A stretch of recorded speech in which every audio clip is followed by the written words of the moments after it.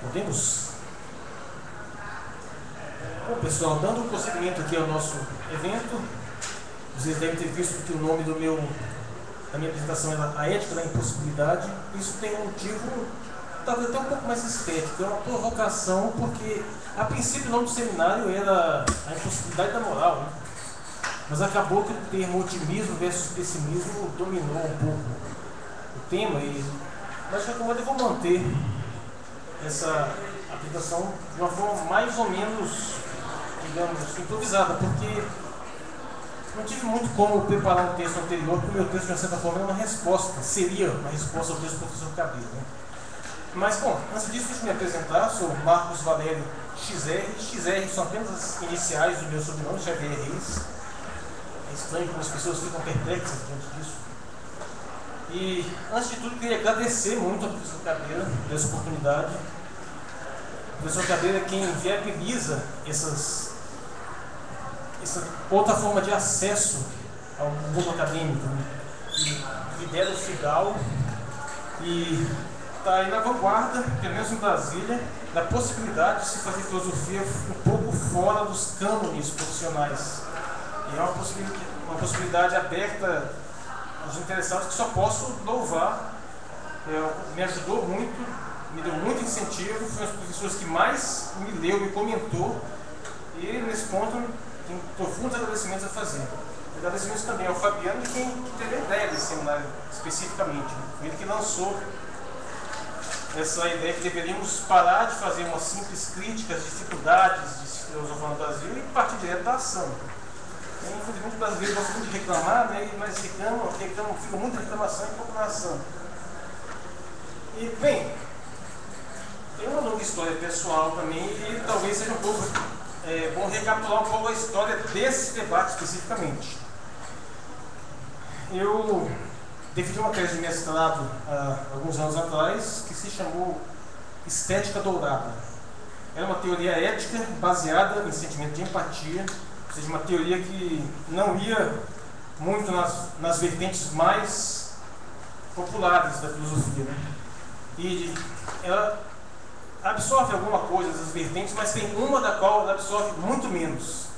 A estética dourada, ela é muito menos deontológica do que qualquer outra coisa.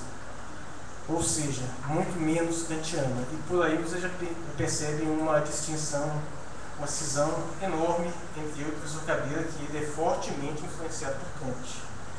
E eu, pelo contrário, sempre fui o filósofo da moral que menos me interessou. Não que eu tenha nada contra a teoria kantiana, até pelo contrário, eu acho a teoria muito bem desenvolvida, mas ela tem um pequeno problema. Eu acho ela pouco adequada para seres humanos. Tenho certeza que quando tivermos computadores super inteligentes, eles serão kantianos. Os robôs de Isaac Asimov, eles obedecem às 3 leis da robótica, eles são kantianos. Agora, os seres humanos têm uma dificuldade muito grande de ficar apegados a essa noção de dever. Eles precisam de âncoras mais fortes. Eu preferia ancorar a ética nem tanto na razão, mas mais na emoção, como fizeram Hume e Adam Smith, mas desenvolver de uma forma um pouco mais paralela. Nesse desenvolvimento, eu já tinha algum contato com a ética negativa e eu percebi uma coisa da ética negativa que era muito interessante. Ela exigia uma justificação do fundamento primário da ética, que sempre foi injustificado. Sempre foi dito que a existência era preferível à não existência. Nunca foi problematizado. E eu penso que a não problematização disso faz falta. E nesse ponto, muito bem-vinda. Bom, aí, nesse meu texto, eu fiz um anexo chamado Otimismo versus Pessimismo, onde, na realidade, o objetivo, apesar de ter sido incitado pela ética negativa, nunca foi exatamente a ética negativa do professor Cabreira. Ela, na verdade, é uma contenda antiga, pessoal minha, de toda uma história de vida, mas principalmente uma reação que eu tive ao budismo. Aqui mesmo na UNB eu fiz um curso de letras japonês, que não concluí, nem estudei muito cultura japonesa, cultura oriental, e até me interessava antes, mas comecei a estudar com mais seriedade nessa época. E eu fiquei muito fascinado pela doutrina budista, pela sua dimensão filosófica. Considero que é uma grande falta filosofia ocidental não dá a devida atenção a essas tradições orientais. Mas, ao mesmo tempo, uma coisa me perturbou muito, a descrição da existência do ponto de vista budista foi um negócio que eu tive muita dificuldade de aceitar, apesar de aceitar uma série de outras coisas, de considerar um monte de contribuições muito fortes. Eu acho que, na realidade, esse foi o meu insight fundamental. E também, importantíssimo, bom, eu sempre me defini como um antropocêntrico, um humanista, eu sempre me coloquei na condição de defensor da humanidade. E uma das consequências da ética negativa e de outras formas de pessimismo, aquilo que eu chamei de pessimismo essencial, uma das consequências era a possibilidade de até mesmo a extinção da espécie humana. E eu, desde o princípio, eu senti uma reação muito grande quanto a isso. Isso vem, pelo menos, de uma forma mais ordenada, desde 2007, quando eu entrei em contato com um tal de movimento pela extinção humana voluntária. Bom, no meu site tem uns links para esses temas, e esse movimento pregava que a humanidade se extinguisse por meio da não reprodução. Isso, e eu tive uma reação, eu fiz imediatamente uma defesa antropocêntrica nesse sentido. De modo que estamos aqui hoje por uma síntese desses vários temas, né, que foram sendo envolvidos, e no qual eu criei um apanhado geral de formas de pessimismo, que eu denominei de pessimismo essencial, e eu fiz um ataque a esse apanhado geral. Dentre as formas de pessimismo se incluía, claro, a ética negativa, mas não totalmente, algumas que não encaixavam diretamente. De modo que o professor Cadeira, que foi um dos avaliadores da minha tese de mestrado, desenvolveu uma ampla resposta chamada Acerca da Superioridade Intelectual do Pessimismo sobre o Otimismo.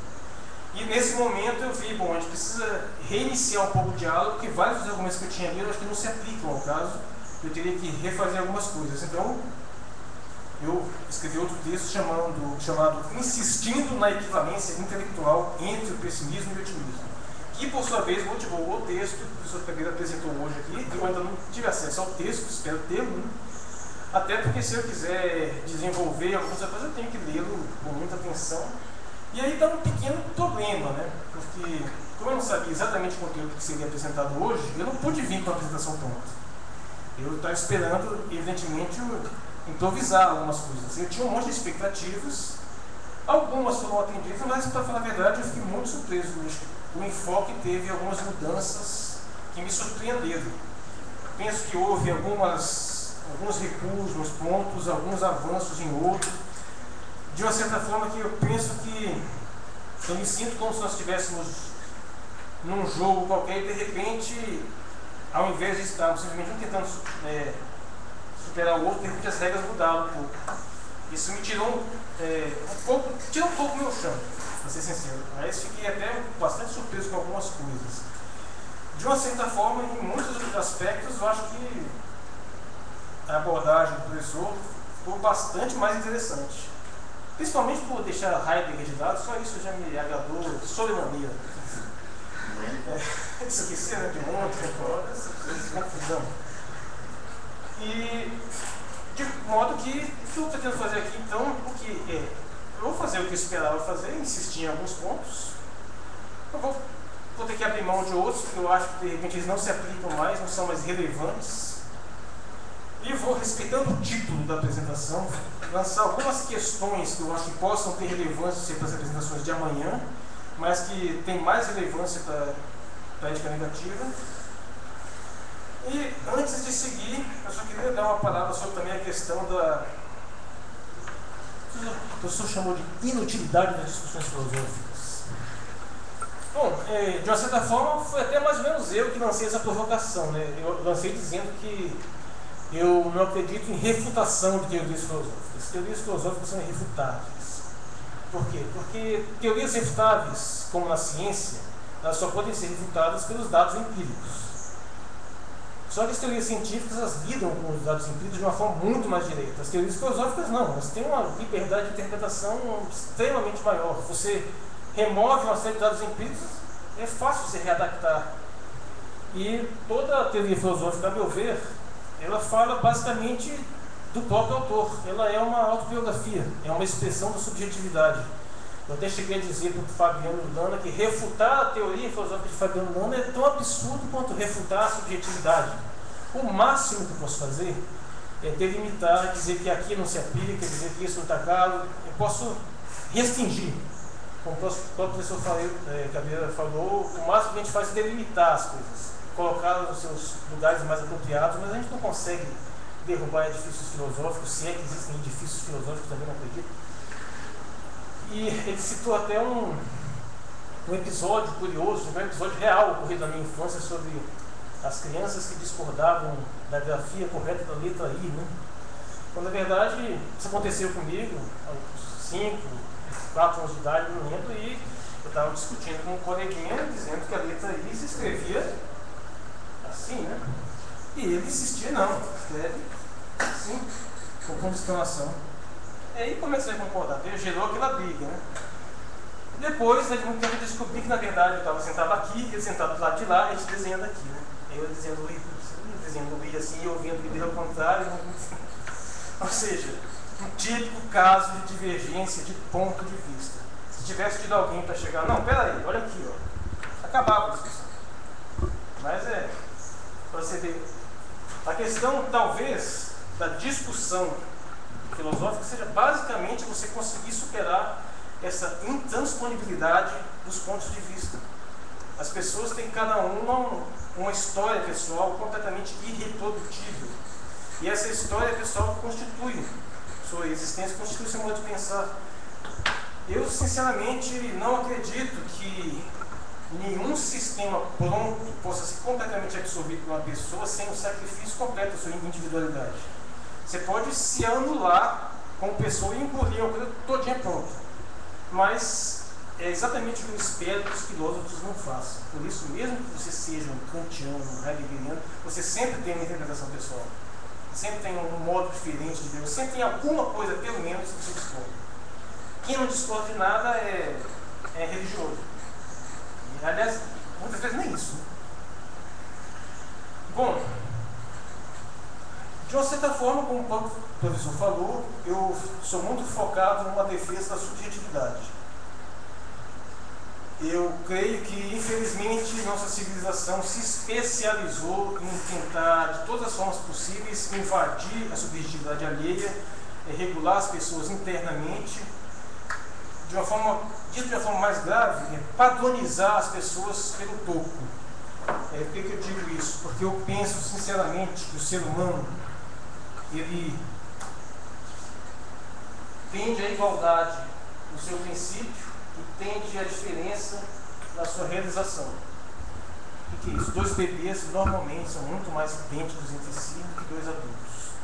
Eles têm comportamentos muito parecidos, têm modos de agir muito parecidos, e à medida que a pessoa vai se desenvolvendo, esses modos vão se afastando. Elas vão surgindo as peculiaridades, vão surgindo a personalidade, elas vão se diferenciando. De modo que é muito mais difícil você agradar 2 adultos com a mesma coisa do que 2 crianças. Lamentavelmente, a maior parte das sociedades sempre existiu de modo a desigualar as pessoas pela base e igualar pelo todo. Desigualar pela base porque dando oportunidades radicalmente diferentes para os nascidos. Cada um nasce numa situação completamente diferente. Uns com luxos em excesso, uns com conforto nenhum. Mas quando chega aqui em cima, todo mundo é submetido às mesmas leis, aos mesmos padrões, espera-se sempre os mesmos conceitos, sempre os mesmos pensamentos. E o que você faz? Você destrói a individualidade humana. Eu insisto muito nessa defesa da individualidade, da subjetividade, porque é a forma mais fundamental de liberdade, sem a qual todas as outras é inviável. Eu insisto muito nessa defesa da liberdade pessoal. Bem, então isso para justificar a minha posição de defesa da subjetividade. Toda vez que você tem uma teoria pronta, que você espera seja absorvida por muitos, você tem uma pretensão de igualar de algum modo o pensamento. Não que isso seja ruim, não. Até porque a existência humana parece indissociável da tentativa constante de tentar igualar o mundo interno com o externo o máximo possível. Tanto de um lado quanto pelo outro. Nós somos alimentados por informações as informações vão nos modificando e ao mesmo tempo nós começamos a tentar modificar de volta, quer seja interpretando o mundo da nossa maneira, quer seja tentando mudar o mundo à nossa maneira, dentro das nossas limitações. Se não podemos mudar o mundo que consideramos externo, pelo menos vamos mudar os mundos internos de outras pessoas, convencê-las dos nossos pontos de vista. Isso é normal, mas existem limites do bom senso, de modo que sempre vejo com muita reserva qualquer tentativa de colocar parâmetros objetivos que têm que ser aceitos como verdadeiros. Num certo sentido, eu tenho uma península muito grande no externalismo. Eu até esperava discorrer mais sobre isso, mas apesar do título da palestra ter sido em defesa do ponto de vista externo, eu acho que isso apareceu pouco. Foi até bem minoritário, surgiram outras ideias muito mais interessantes, que eu até organizei aqui de uma forma improvisada. E, bom, vou partir de uma abordagem mais ou menos na ordem, e à medida que os temas forem surgindo, eu vou discorrendo, ou seja, eu vou ter que improvisar. Eu não tenho um cronograma muito claro para seguir aqui. Bom, o professor Cabreira estava muito preocupado, mas costuma estar muito preocupado de defender posições impopulares. Eu acho que a preocupação é exagerada, acho que essas posições, o pessimismo já não é tão impopular. Eu entendo a distinção entre o pessimismo vulgar e o pessimismo estrutural. Mas existe uma grande interseção e eu acho que o pessimismo ele é bastante popular. Ele pode até não ser tão levado a sério, mas frases pessimistas são extremamente comuns. A gente vê isso principalmente na arte. Temos músicas muito lamuriosas que falam muito mal das agudas da existência. E concordo, são pessimismos vulgares, são pessimismos das vicissitudes da vida. Geralmente, via de regra, são pessimismos despertados apenas por condições contingentes. Ao passo que existe uma forma de pessimismo que não é assim, apesar de que eu acho que, de uma certa forma, mesmo os pessimismos mais sofisticados, eles têm um pé no pessimismo vulgar e depois se libertam. Digo a mesma coisa do otimismo. Existe um otimismo mais sofisticado que também pode se iniciar no otimismo vulgar, por assim dizer. Mas, de qualquer modo, não penso que a tese seja tão impopular, até porque algumas de suas consequências vêm ganhando cada vez mais adeptos. Até estranho um pouco o modo muito delicado com que se tenta abordar a questão do suicídio, tanto o professor Cabreira quanto o palestrante de amanhã, que infelizmente não está aqui, né? Mas isso para mim nunca foi um problema. Eu não consegui ver condenação moral nenhuma do suicídio em si, desde que não seja um suicídio que cause dano direto a outros. Hoje temos muitas questões contemporâneas, né, com relação à eutanásia, então, meio que dialogando com essas questões, tem muitas pessoas que se abdicam conscientemente de se reproduzir, principalmente nas classes mais abastadas, de modo que eu creio que sim, a ética negativa ela não tem uma dificuldade tão grande em abrir espaço no mundo. Até pelo contrário, pelo menos em alguns nichos ela tem alguma facilidade. Por outro lado, para ficar numa situação similar, ainda que essa tese seja um pouco impopular, as minhas teses normalmente também são impopulares. Por quê? Porque eu sou um cético. Eu acho que não existe nada mais impopular no mundo do que ceticismo. Ceticismo, apesar de algumas pessoas pensam, ele não é exatamente um neutralismo. Pode ser. Ele não é, como se diz, uma certeza da não certeza. De forma nenhuma. Você tem um mundo dividido entre pessoas que afirmam algo e pessoas que afirmam esse não algo. Mas as pessoas que não estão exatamente nessa afirmação são minoritárias. Em síntese, você tem muitos teístas, a maioria da humanidade. E, em segundo lugar, você tem muitos ateus. Você tem pouquíssimos agnósticos. É até difícil você achar, além de mim, acho que eu conheço um outro. Eu conheço dezenas de ateus, eu conheço centenas de teístas. Eu creio que o ceticismo seja popular, talvez porque ele não te permitir criar vínculos sociais baseados nisso. Não existem cético é que nem gato. Ele é independente. Após que os bandos, né, são como matilhas, você assume uma posição forte sobre o mundo, você vai ter muitas pessoas para compartilhar aqui, você se juntam em grupos. Quando você tem uma posição que não é assim tão definida, tão clara, você normalmente não tem esses grupos de se associar, você fica meio que na base da independência. E insistindo que o meu ceticismo é basicamente um ceticismo de suspensão de certezas, é um ceticismo que abre mão das certezas extremas, principalmente. Não é um ceticismo, evidentemente, que me leve a nível do solipsismo, de forma alguma. O solipsismo é só uma experiência de pensamento para exigir alguns pontos de partida da epistemologia. Mas eu sei que, principalmente, bom, se é possível pôr em dúvida até mesmo as coisas aparentemente mais óbvias, se eu posso pôr dúvida até mesmo na existência concreta, na realidade física, então como diabos eu posso ter certeza da existência de coisas completamente transcendentes, como a existência de Deus, de mundo espiritual, ou a não existência também, essas coisas completamente fora da nossa capacidade de conhecimento. E é mais nesse sentido que eu tento recusar essas certezas que as pessoas têm um grau tão alto. Bem, isso situa a nossa discussão de uma certa forma, nem tanto inicialmente entre um otimismo e um pessimismo, mas antes de tudo entre um ceticismo e um tipo de realismo. Poderia até dizer um tipo de dogmatismo. Dogmatismo no bom sentido, não no sentido pejorativo. Que você tem uma série de conceitos fundamentais que você não abre mão e que a partir deles se constrói um sistema de pensamento. Via de regra, o cético abre mão de todas essas coisas e ele fica numa posição relativamente privilegiada. Ele fica esperando que alguém venha refutar o ceticismo dele.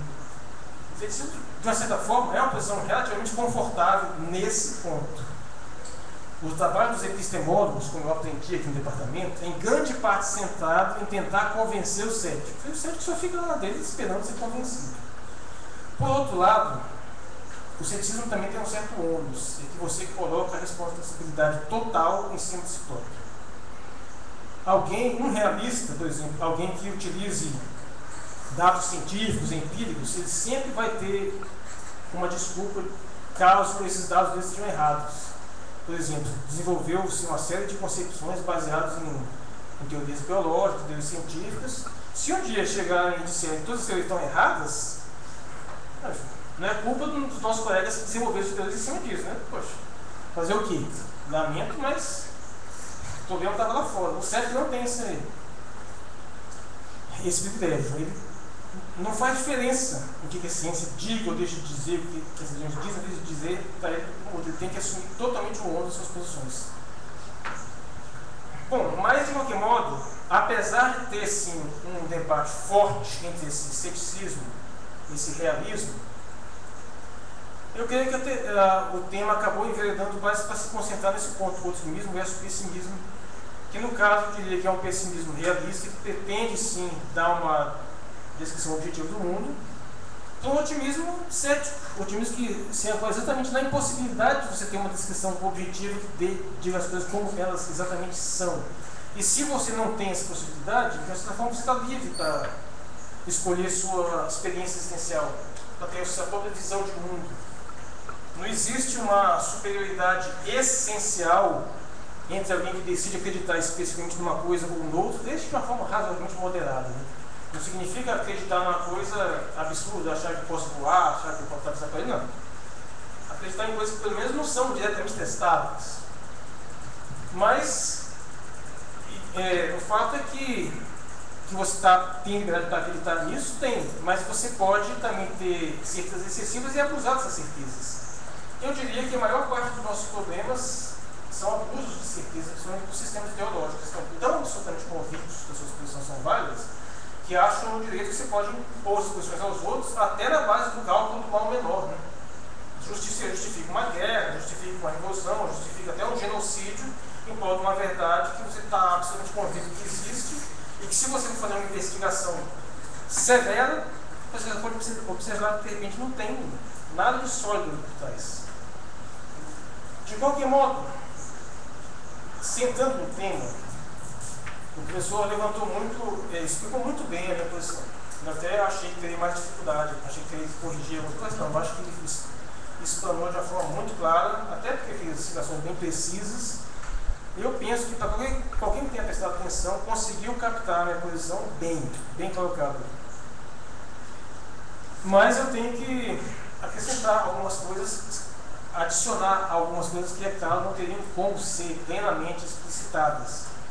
E, em primeiro lugar, eu gostaria de comentar a respeito dessa questão da superioridade racional pretensa de pessimismo. Eu, pessoalmente, não creio que uma posição seja epistemologicamente superior à outra. Não acho que uma é mais racional que a outra, que uma está mais justificada que a outra, em função desse sexismo. Mas eu reconheço que, frequentemente, o pessimismo parece estar mais justificado, porque a necessidade de justificação é muito grande. Como bem colocou o professor, o otimista, se justificar, bom, se não justificar, não está nem aí, não está preocupado com isso. Por outro lado, a justificação do lado do pessimista é absolutamente vital. É difícil de explicar de uma forma clara, mas eu penso que, para usar uma imagem, nós aceitamos as coisas agradáveis de forma completamente acrítica, mas nós não fazemos o mesmo nas coisas desagradáveis.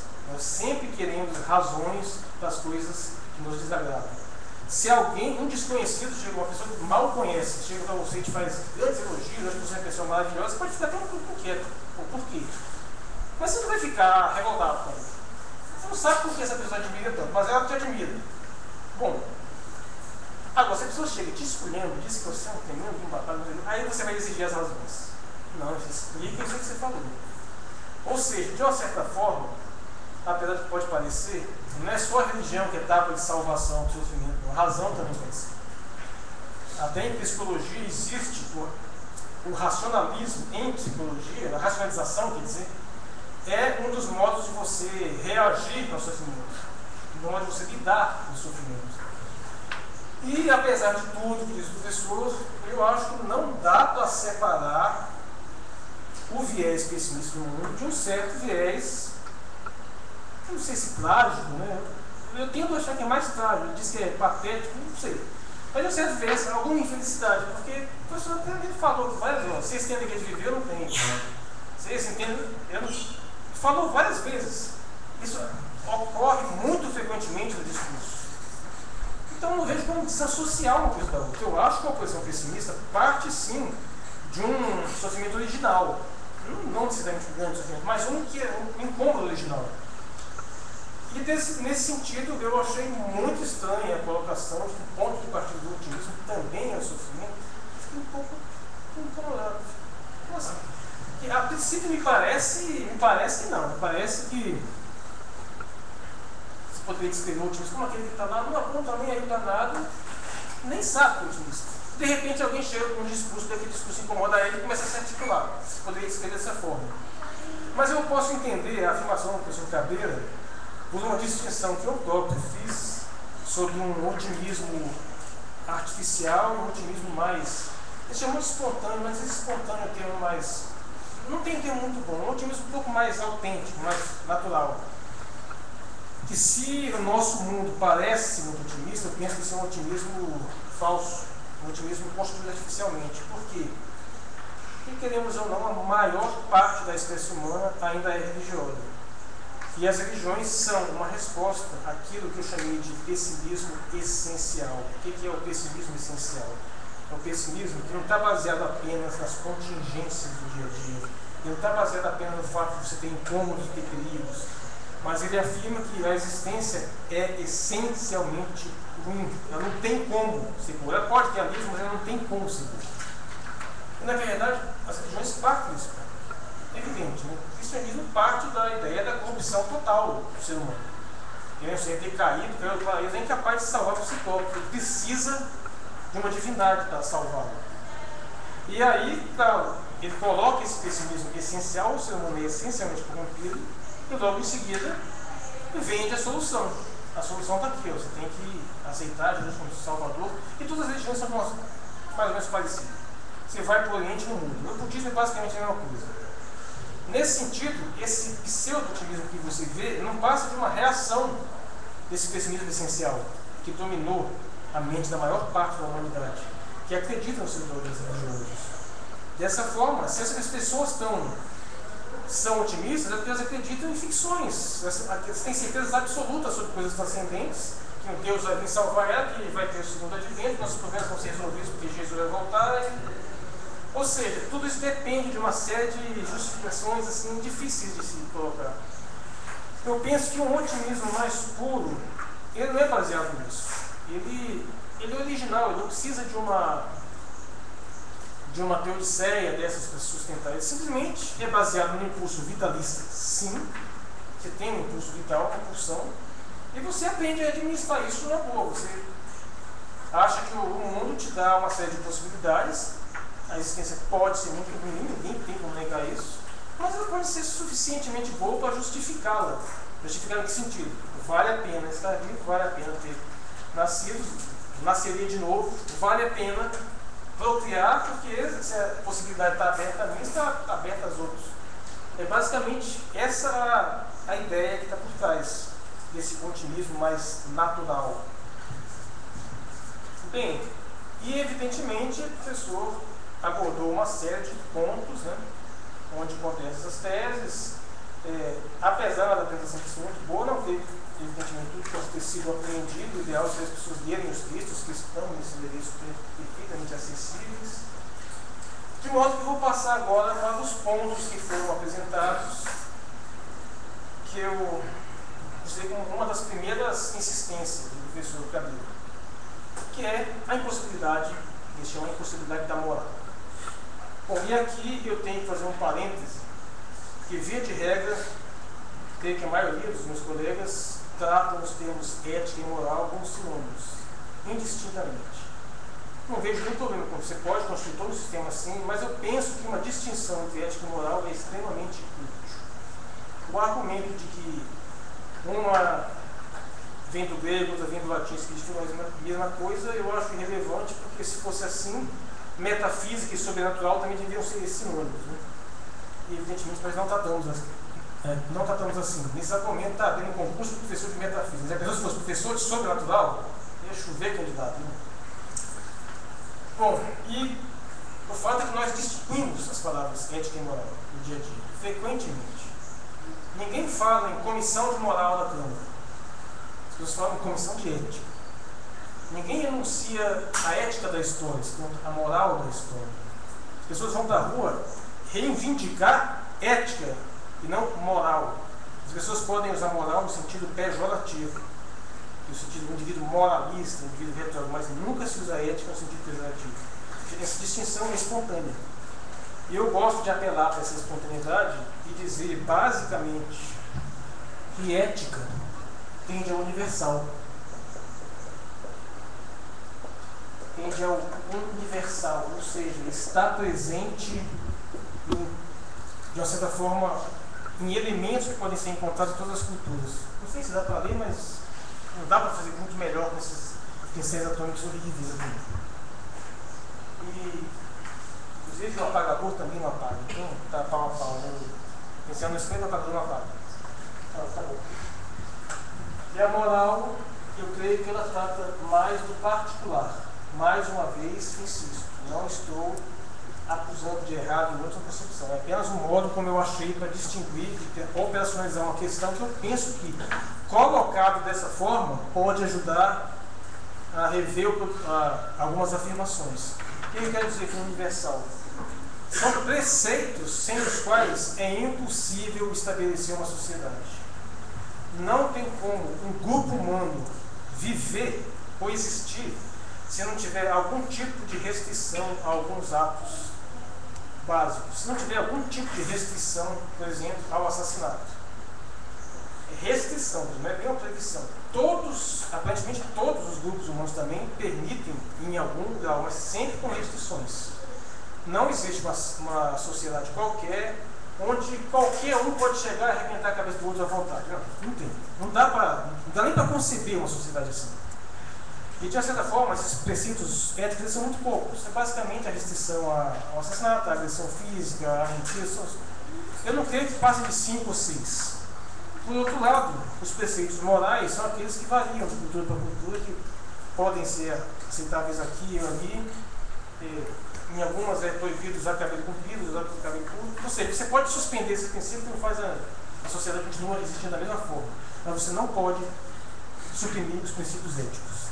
Via de regra, vamos usar o vermelho para ver se melhor. Via de regra, o universo da ética está contido no universo da moral. Normalmente está. Às vezes pode sair um pouquinho, pode ter uma interseção, mas ele não tem como se separar totalmente. Antes que ele consiga separar toda a sociedade se autodestrói. Bom, isso tudo para quê? Para contestar a estranha afirmação que meus colegas falam de impossibilidade da moral. Mas o que vem essa impossibilidade da moral? Como se diz que a moral é impossível? Traduzindo para a minha terminologia, como você falaria da impossibilidade da ética? Porque eu vejo o contrário.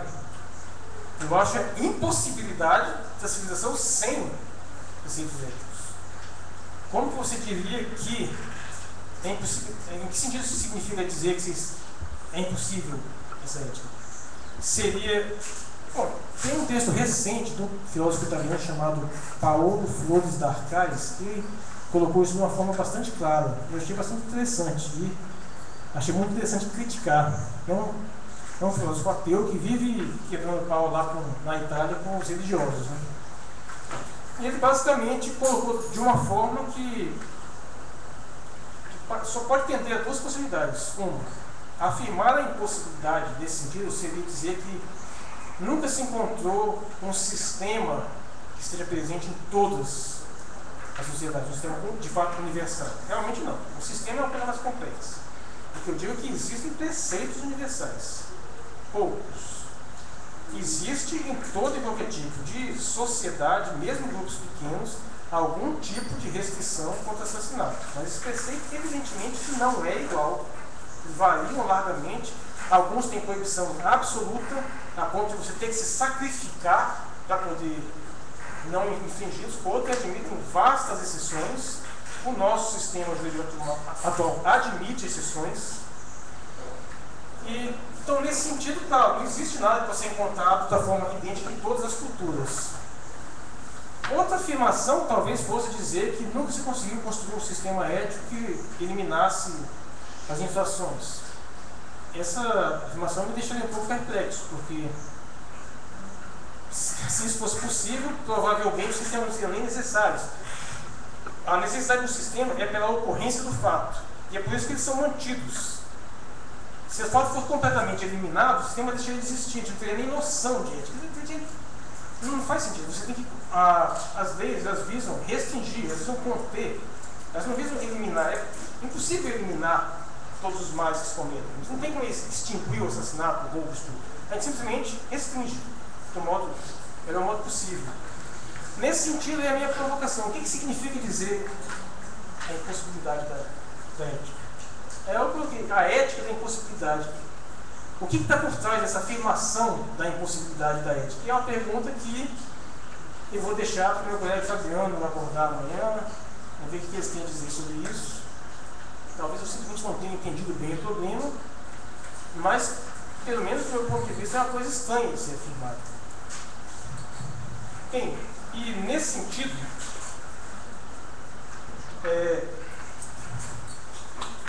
entra um pouco a abordagem do professor Cadeira de que a existência, por si só, seria definição antiética. Né?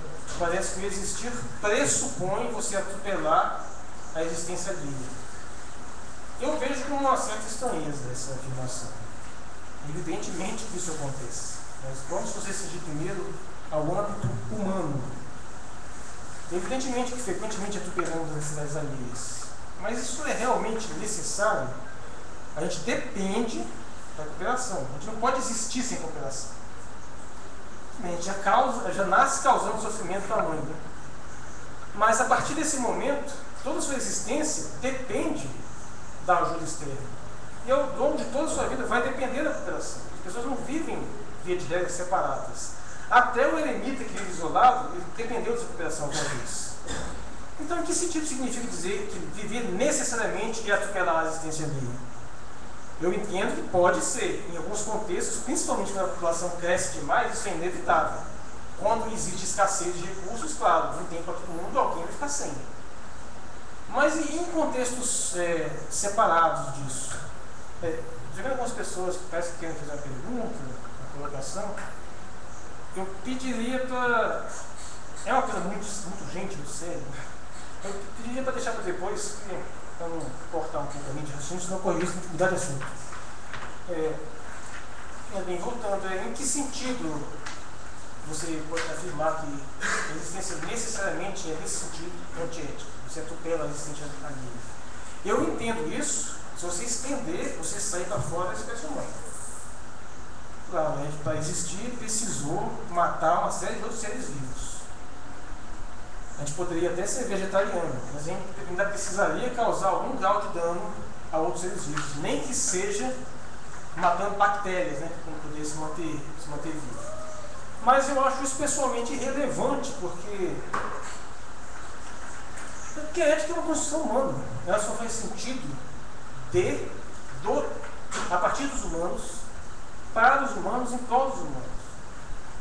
Qualquer extensão além disso também obedece a critérios humanos.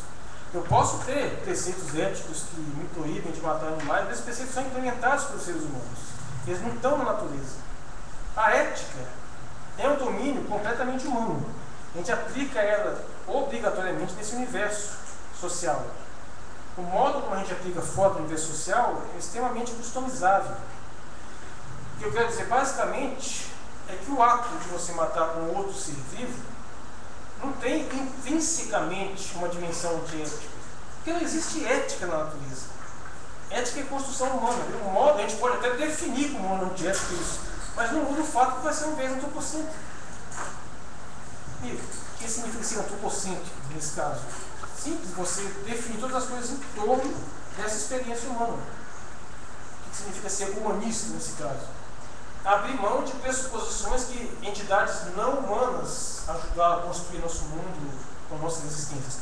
Assumir total e completamente a responsabilidade pelo nosso próprio viver. Então, nesse sentido, como será essa hostilidade inevitável do viver? Essa ideia de que uma ética radical levaria à não vida, a única forma de preservar outras formas de vida. Mesmo que a gente deixe de existir, a natureza é extremamente violenta. Os animais estão se matando adoidados, um atrás do outro. E isso é antiético? Não. Isso é a ordem natural das coisas. Quem vai dizer se isso é ruim somos nós. Isso talvez se assente um pouco num certo dano histórico, um dano conceitual histórico que eu considero que é o conceito convencional de altruísmo, que, a meu ver, é absurdo. Para pessoas que leram o famoso livro O Gênio Egoísta, de Richard Dawkins, eu penso que isso deva ser bem claro. O que é a ideia do gênio egoísta? Do ponto de vista biológico, eu acho interessantíssimo. A ideia é que toda vida nada mais é do que uma implementação de um processo químico básico, que é a replicação de genes, de unidades fundamentais. E esses genes simplesmente querem se replicar, eles não têm nenhum interesse, eles simplesmente se replicam. O termo egoísmo, na verdade, é até mal empregado, né? Porque dá a impressão que o gene quer alguma coisa. Não quer nada. Inclusive, o Dawkins passa o livro inteiro se desculpando essa terminologia. Mas é interessante observar que nesse livro você explica o egoísmo em todos os níveis. Ou seja, os seres vivos querem para si o seu bem-estar, em quê? Para poderem se reproduzir, poderem se perpetuar no mundo. E tudo isso apenas reflete essa tendência, essa ordem fundamental dos genes. Apesar de tudo isso, surgiu ao longo da história evolutiva uma estratégia que parece ser contrária, a estratégia do altruísmo. E em vários casos observou-se que desenvolver uma estratégia altruísta é muito mais eficiente em termos reprodutivos. As populações crescem mais, se protegem mutuamente e acabam sendo beneficiadas. Ou seja, apesar do altruísmo existir, ele se sustenta também nessa forma, nesse egoísmo. O que nós precisamos abrir um pouco mão é de ver o egoísmo de uma forma necessariamente pejorativa. O que nós podemos considerar como realmente ruim? Realmente ruim seria o benefício para mim em detrimento dos demais, que pela essa afirmação da hostilidade inevitável da vida, parece ser necessário. Mas eu não vejo dessa forma. Isso pode acontecer, frequentemente acontece, mas não é necessário. É perfeitamente possível um pequeno grupamento humano viver de forma harmônica, conservar com seus aborrecimentos, com seus problemas, mas sem atropelar as necessidades vitais alheias. E frequentemente isso acontece. E o que é o altruísmo nesse sentido? basicamente é uma forma de nós sincronizarmos os nossos interesses pessoais. Costuma-se dizer, tradicionalmente, que o altruísmo deveria ser ações completamente desinteressadas, que nós não deveríamos visar o nosso bem-estar alheio. Pessoalmente, eu creio que isso é completamente absurdo. Os seres vivos, os seres humanos inclusos, não podem fazer absolutamente nada sem um impulso interno, que é uma vontade, uma intencionalidade. E essas coisas são, por natureza, são voltadas à satisfação do mecanismo básico que costuma ser chamado de desejo, pensação, que só pode ter como fundamento realizar alguma necessidade interna. Quando eu, de repente, até me sacrifico, faço um esforço enorme para ajudar uma pessoa ali que de repente nem viu que eu ajudei, ninguém vai saber, ou seja, uma coisa que aparentemente completamente desinteressada, fiz esse esforço, ajudei e ninguém nem vai ficar sabendo. Isso não é totalmente desinteressado. Por quê? Porque aquela situação me incomodou, causou algum tipo de incômodo interior e eu agi para eliminar esse incômodo. Agora, eu vou dizer que isso é ruim? Isso é interesseiro? O fato é que eu sincronizei um interesse meu com um interesse alheio. Então, dessa forma, na minha estética dourada, o que eu diria que é o agir ético, o agir moral, o agir bom, para se dizer, é simplesmente a harmonia de interesses. Enquanto a ética negativa e outros parecem estar pregando que a existência necessariamente é conflito de interesses, eu acho que frequentemente ela é harmonia de interesses. Evidentemente, eu estou falando de uma forma, poderia se dizer, otimista, né? De uma forma um pouco, digamos, pode ser. A existência pode não ser, isso pode ser frequentemente atropelado, mas é uma possibilidade plenamente aberta e frequentemente realizada. E, se me permitem até um otimismo histórico, penso que ao longo da história ela vem sendo aperfeiçoada. As possibilidades têm melhorado, pelo menos as possibilidades têm melhorado ao longo da história. Isso pode ser completamente irrelevante para uma ética negativa, mas é um ponto que ajuda a substanciar esse viés progressista, viés otimista. E dessa forma, o que diria a ética negativa? Como é que eu contesto essa ideia da ética negativa? De se viver necessariamente fazer sofrer. Até me surpreendeu um pouco, porque eu sempre vi a ética negativa sintetizada na ideia de que viver é sofrer. Mas o professor enfatizou mais, é fazer sofrer. Isso, de fato, causa uma pequena alteração na situação. Mas, de qualquer modo, eu penso que eu posso dar conta dessa alteração indo mais ou menos nesse sentido. Ou seja, a pura e simples existência teria um ônus moral? Ela seria necessariamente antiética?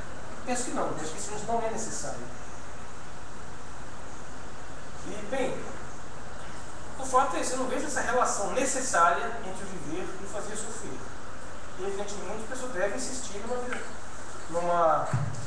nessa necessidade, mas fica estabelecido, então, esse antagonismo. Certamente, se o fato vai insistir nessa necessidade, eu vou insistir, não é necessário. Sempre numa dinâmica entre uma posição mais forte e a posição mais fraca, que simplesmente renega a necessidade dessa posição.